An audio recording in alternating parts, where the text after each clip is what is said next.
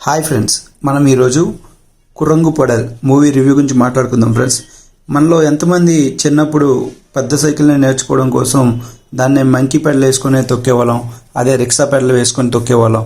మీలో ఎవరు అలాంటి ప్రయత్నం చేసి ఉంటే ఖచ్చితంగా కామెంట్ చేయండి.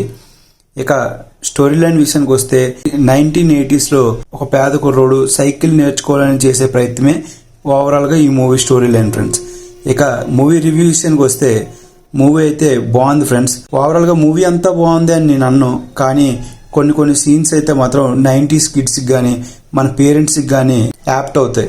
ఎందుకంటే మన చిన్నప్పుడు సైకిల్ రెంట్కి ఇచ్చే సైకిల్ షాప్ దగ్గరికి వెళ్ళి మనం ఓ 2 రూపీస్ ఇచ్చి సైకిల్ తీసుకుంటాం. తర్వాత అప్పుడు నేర్చుకున్నాం.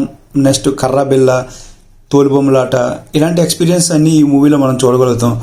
రియలిస్టిక్గా ఉండడం మరియు కొంతవరకు ఆ ఇచ్చిన డబ్బింగ్ అయితే కానీ ఆ నటీనటుల యొక్క యాక్టింగ్ అయితే కానీ మనల్ని చాలా వరకు చైల్డ్హుడ్లోకి తీసుకెళ్ళిపోతాయి.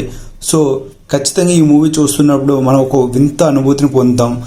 డబ్బింగ్ మూవీ అనే ఫీలింగ్ కూడా మనకు కలగలేదు. చాలా నీట్ డబ్బింగ్ ఇచ్చారు.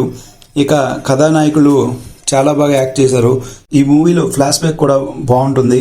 అంతేకాదు జిబ్రాంగా మ్యూజిక్ ఇచ్చారండి.